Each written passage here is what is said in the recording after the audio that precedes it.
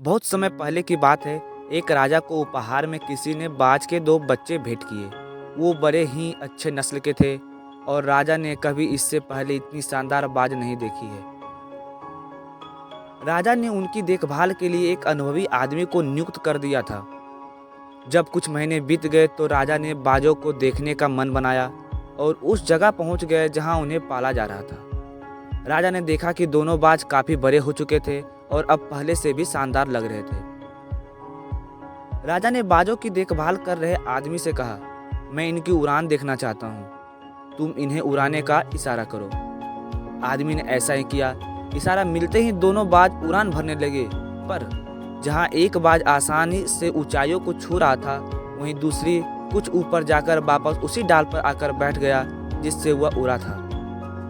ये देखकर राजा को कुछ अजीब लगा। क्या बात है, जहाँ एक बाज इतनी अच्छी उड़ान भर रहा है, वहीं ये दूसरा बाज उड़ना ही नहीं चाह रहा। राजा ने सवाल किया, जी हुजूर, इस बाज के साथ शुरू से ही यही समस्या है, वो इस डाल को छोड़ता ही नहीं है। राजा को दोनों ही बाज प्रिय थे और वो दूसरे बाज को भी उसी तरह उड़ना देखना चाहता था।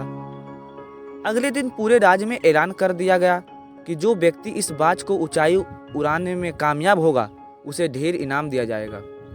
फिर क्या था, एक से एक विद्वान आए और बाज को उड़ाने का प्रयास करने लगे, पर हफ्तों बीत जाने के बाद भी बाज का वही हाल था।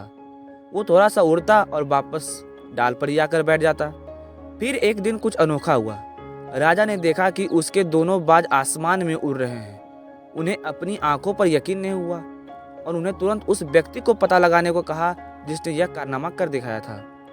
वह व्यक्ति एक किसान था। अगले दिन वह दरबार में हाजिर हुआ। उसे इनाम में स्वर्ण मुद्राएं भेंट करने के बाद राजा ने कहा, मैं तुमसे बहुत प्रसन्न हूँ, बस तुम इतना बताओ कि जो काम बड़े बड़े विद्वान नहीं कर पाए वो तुमने कैसे कर दिखाया।